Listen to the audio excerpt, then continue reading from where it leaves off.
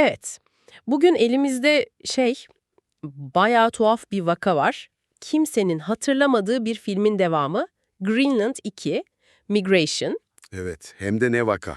Elimizdeki bütün kaynakları şöyle bir taradık ve gördük ki bu film eleştirmenleri ve izleyicileri resmen ortadan ikiye bölmüş. Tam olarak.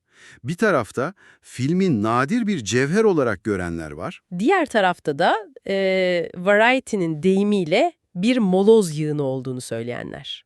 Yani bu bir gizli mücevher mi yoksa gerçekten de zaman kaybı mı? Hadi bu konuyu bir derinlemesine inceleyelim. Elimizdeki materyaller de zaten tam bu bölünmeyi yansıtıyor. Yani bir yanda Variety, The Guardian gibi devlerin çok sert eleştirileri, öbür yanda Screen Rant'in coşkulu övgüleri var. Bir de arada Reddit var tabii. Aynen. Orada birbirine girmiş izleyici yorumları ve bir de stüdyonun filme pek de güvenmediğini ima eden o soğuk gişe tahminleri. Bizim görevimiz de şimdi bu dağınık parçaları birleştirip sana net bir resim sunmak. Harika. O zaman en temelden başlayalım. Yani bu film tam olarak ne hakkında? İlk filmi unutanlar veya hiç izlememiş olanlar için küçük bir hatırlatma yapsak iyi olur. Tabii ki. İlk film, Clark diye bir kuyruklu yıldızın dünyaya çarpması ve John Garrett'in yani Gerard Butler'ın ailesini Grönland'daki gizli bir sığınağa ulaştırma çabası hakkındaydı. Evet, o sığınak mevzusunu hatırlıyorum. Umutlu bitiyordu sanki, değil mi? Kesinlikle. Film, hayatta kalanların o sığınakta bir araya gelmesiyle oldukça umutlu bir tonda bitiyordu. Migration ise tam o umudun bittiği yerden başlıyor. Hmm. Olaylar felaketten 10 yıl sonra geçiyor. Bazı kaynaklar 5 yıl diyor ama resmi özet 10 yıl. Grönland'daki sığınak artık yaşanmaz hale gelmiş ve Garrity ailesi diğer hayatta kalanlarla birlikte yeni bir yuva aramak için yola çıkmak zorunda kalıyor. Nereye gidiyorlar peki? Hedefleri harabeye dönmüş Avrupa'yı baştan başa geçip yaşanabilir olduğu söylenen Fransa'daki bir kratere ulaşmak. Anladım. Yani bildiğimiz o kıyamet anı gerilimi bitmiş, yerine bir hayatta kalma yolculuğuna, bir yol filmine bırakmış. Bu ilk filme göre bayağı büyük bir ton değişikliği gibi duruyor. Kesinlikle öyle. Ve bence filmin yarattığı tüm tartışmanın kalbinde de tam olarak bu yatıyor. Bu, filmin en başından beri taşıdığı bir kimlik krizi. Kimlik krizi mi? İlk film neydi? Felaket yaklaşıyor, kaçmalıyız gerilimiydi. Bu ise felaket oldu, peki şimdi ne yapacağız draması. Screen Rant'in de işaret ettiği gibi yapımcılar felaketin kendisinden çok sonrasındaki o uzun, yorucu ve kasvetli sürece odaklanmak istemişler. Bu bilinçli bir tercih. Ama sorun şu ki, Sorun şu ki posterde hala Gerard Butler ve devasa bir felaket vaadi var. İşte bu vaatle yönetmenin niyeti birbiriyle çatışınca hem eleştirmenler hem de izleyiciler ne izlediklerinden emin olamıyor. Bu kimlik krizi meselesi çok ilginç çünkü Reddit'teki yorumlara bakınca ilk filmin kendisinin de bir kimlik sorunu yaşadığını görüyorsun. Unutulabilir olmak.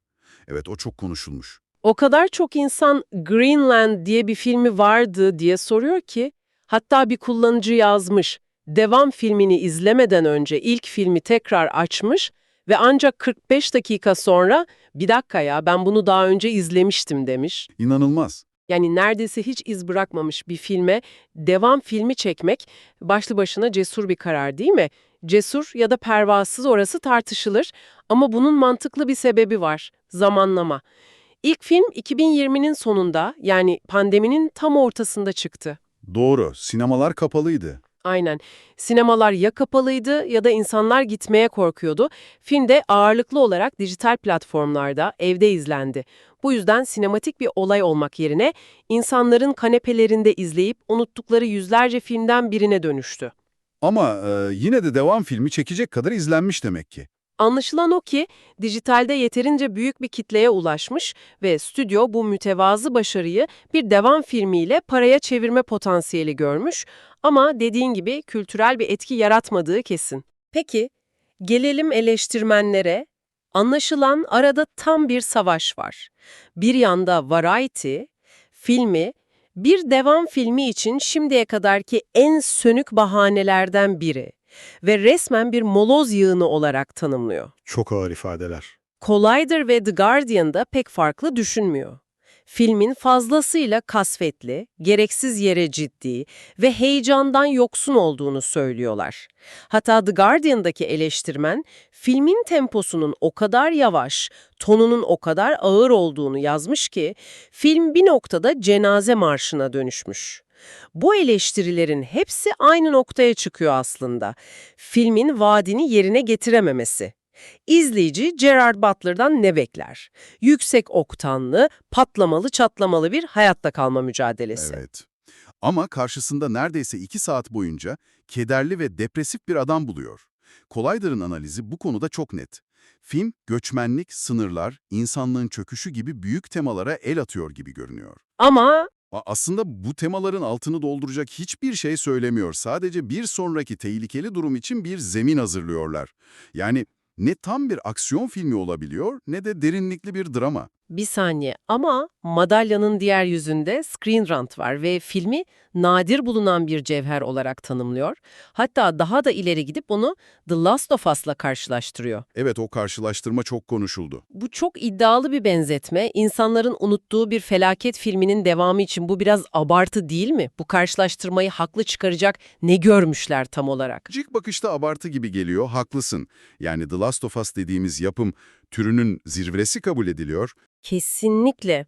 Ama Screen Rant'in argümanı şu: film türün klişelerinden, yani devasa patlamalardan ve kahramanca aksiyondan bilinçli olarak kaçınıyor. Onun yerine felaketin insanlar üzerindeki psikolojik etkisine, ahlaki çöküşe, ailenin içindeki dinamiklere ve umutsuzluğa odaklanıyor. Anlıyorum. Tıpkı The Last of Us'ın yaptığı gibi kıyameti bir arka plan olarak kullanıp insan dramını ön plana çıkarıyor. Onlara göre filmi değerli kılan da bu cesur ve gerçekçi yaklaşım. Hatta en sert eleştiriyi yapan Collider bile Gerald Butler ve Morena Baccarin arasındaki kimyanın ve ailenin hikayesinin filmin en güçlü yanı olduğunu kabul etmek zorunda kalıyor. Yani performanslar iyi. Performanslar o kadar iyi ki filmi tek başlarına sırtlıyorlar. Anladım. Yani aslında her iki tarafta aynı filmi izlemiş, sadece beklentileri farklı. Aksiyon bekleyenler hayal kırıklığına uğramış, karakter draması bekleyenler ise istediğini bulmuş. Tam olarak bu. Film, iki kimlik arasında sıkışıp kalmış. Hem büyük bütçeli bir felaket filmi gibi görünmek istiyor, hem de ayakları yere basan bağımsız bir hayatta kalma draması gibi hissettirmek istiyor. O aradaki makas hissediliyor mu peki? The Guardian eleştirmeni buna çok güzel bir örnek veriyor. Filmde sallanan merdivenler ve loş ışıkta çekilmiş çatışma sahneleri gibi anlar var. Bu sahnelerde filmin büyük bir aksiyon filmi olmak istediğini ama bunu yapacak bütçesi veya yaratıcılığı olmadığını hissediyorsun. O makas çok net görünüyor. Peki eleştirmenler bu kadar bölünmüşken filmlerin asıl hedef kitlesi, yani Reddit'te hararetli tartışmalara giren izleyiciler ne tarafta? Onlar da bu kimlik krizini yaşamış mı? Hem de nasıl? Reddit başlıkları adeta bir savaş alanı. İlk filmin sadık hayranları, eleştirmenler ne derse desin ben bu filmi sevdim diyor. Bu beklenebilir bir tepki, ama daha ilginç olan, ilk filmi berbat bulan bazı kullanıcıların bu devam filmini daha iyi bulması. Gerekçeleri de ilginç. Aksiyon sahneleri daha iyiydi ve aile bu sefer daha az sinir bozucuydu diyorlar. Bu da beklentilerin ne kadar değişken olduğunu gösteriyor. İzleyiciler arasındaki en hararetli tartışma ne üzerine peki? Kesinlikle senaryo zırhı, yani plot armor dedikleri kavram üzerine. Tartışma şu: bu aile inanılmaz şanslı mı yoksa inanılmaz şanssız mı? Nasıl yani? Bir kullanıcı diyor ki bu ailenin başına gelmeyen kalmıyor. Köprü çöküyor, oradalar. Meteor yağıyor, altındalar. Haydutlar saldırıyor, hedef onlar. Bu kadar da olmaz, bu dünyanın en şanssız ailesi. Mantıklı. Hemen altındaki başka bir kullanıcı ise tam tersini söylüyor. Ne şanssızı, adamlar her başları sıkıştığında, tam ölecekleri sırada bir yerden yardımsever bir yabancı çıkıyor ve onları kurtarıyor. Bu dünyanın en şanslı ailesi. Bu harika bir özet. Karakterlerin hayatta kalacağını biliyoruz ama senaryo bunu o kadar bariz bir şekilde yapıyor ki inandırıcılığını yitiriyor. Aynen öyle. Bu, hayatta kalma hikayelerinde gerilimi sürdürmenin ne kadar zor olduğunu gösteren klasik bir sorun. Film bu dengeyi bir türlü kuramıyor. Bir Reddit kullanıcısı durumu mükemmel bir benzetmeyle açıklamış. Neymiş o? Filmin olay örgüsü kötü tasarlanmış bir video oyununa benziyor. Tam canın biterken bir sonraki odada sihirli bir şekilde bir sağlık paketi buluyorsun. Hiçbir zaman gerçekten tehlikede hissetmiyorsun. Çok iyi tespit. Eleştirmenler ve izleyiciler bu kadar bölünmüşken, insan stüdyonun filme ne kadar inandığını merak ediyor. Finansal veriler ve pazarlama stratejileri bize bu konuda ilginç ipuçları veriyor sanırım. Kesinlikle. Resme baktığımızda stüdyonun filme pek de güvenmediği açıkça görülüyor.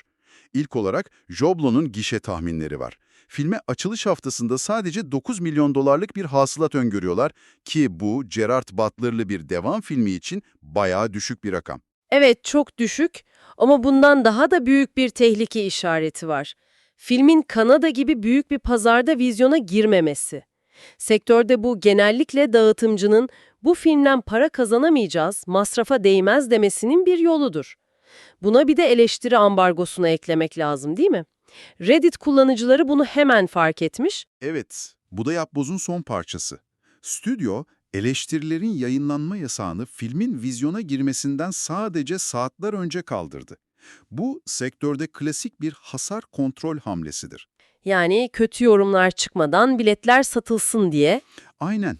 Eğer elinde iyi bir film olduğuna inanıyorsan, olumlu eleştirilerin bir an önce yayılmasını ve bilet satışlarını arttırmasını istersin. Ama elinde eleştirmenlerin yerden yere vuracağından korktuğun bir film varsa, o eleştirilerin açılış günündeki gişeyi sabote etmesini engellemek için ambargoyu sona kadar beklersin. Yani tüm işaretler aynı yöne bakıyor. Evet. Tüm bu işaretler birleştiğinde stüdyonun elinde pek de güvenmediği, riskli bir proje olduğu resmen ortaya çıkıyor. Peki, tüm bu verileri bir araya getirdiğimizde son bir soru kalıyor. Bu kasvetli, ağır ve bölünmüş film bir kaza mıydı yoksa en başından beri amaçlanan şey bu muydu? Sanırım yönetmenin röportajı bu bulmacanın son parçasını yerine oturtuyor. Aynen öyle. Yönetmen Richard Wows'un JBR'a verdiği röportaj her şeyi açıklığa kavuşturuyor. Wow, amacının asla tipik bir aksiyon filmi yapmak olmadığını söylüyor. Ne diyor tam olarak? Şöyle bir cümlesi var. Aksiyon kahramanlarını sevmiyorum. Ben olağanüstü koşulların içine atılmış sıradan insanları seviyorum. Bu vizyon eleştirmenlerin tartıştığı o ayakları yere basan ciddi, gerçekçi ve kasvetli tonu mükemmel bir şekilde açıklıyor. Yani film aslında bir başarısızlık değil, yönetmenin vizyonunun tam bir yansıması. İşte bütün noktalar tam da burada birleşiyor. Yönetmenin bu vizyonu Screen Rant gibi olumlu eleştirilerin övdüğü şeylerle birebir örtüşüyor. Onlar da filmin bu gerçekçi, karakter odaklı yaklaşımını, insan dramasına odaklanmasını beğenmişlerdi. Diğer tarafın neden hayal kırıklığına uğradığını da açıklıyor tabii. Kesinlikle. Collider gibi eğlenceli, büyük patlamalı bir felaket filmi bekleyen eleştirmenlerin neden hayal kırıklığına uğradığını da ortaya koyuyor. Film tam olarak yönetmenin istediği gibi olmuş. Cesur, karanlık ve insan odaklı. Ama bu niyet genel izleyicinin bir Gerard Butler felaket filmi devamından beklediği şey olmayabilir. Özetle, karşımızda unutulmuş bir filmin şaşırtıcı derecede kutuplaştırıcı bir devamı var. Vaat ettiği şeyle olduğu şey arasında büyük bir fark olan bir yapım. Evet, Kimileri için fazla ciddi, yavaş ve kasvetli, kimileri içinse düşündürücü, cesur ve hatta The Last of Us tadında bir kıyamet sonrası dram. Güçlü aile performanslarıyla ayakta duruyor ama tahmin edilebilir olay örgüsü ve ağır tonuyla da biraz tökezliyor. Ve bu analiz zihninde düşünmen için ilginç bir soru bırakıyor. İlk film dünyanın sonunun görkemli bir şekilde büyük patlamalarla gelişiyle ilgiliydi, heyecan vericiydi. Bu filmse sonrasında gelen o kasvetli, sıkıcı ve tehlikeli gerçeklikle yüzleşiyor. İlginç bir nokta. kendi endişelerimizle dolu bir dünyada, felaket hikayelerimizin artık o büyük patlamadan ziyade onu takip eden o uzun, yorucu ve zorlu hayatta kalma mücadelesine odaklanması, günümüzün ruh hali hakkında acaba ne anlatıyor? Bu derinlemesine incelemede bize katıldığın için teşekkürler. Bir sonrakinde görüşmek üzere.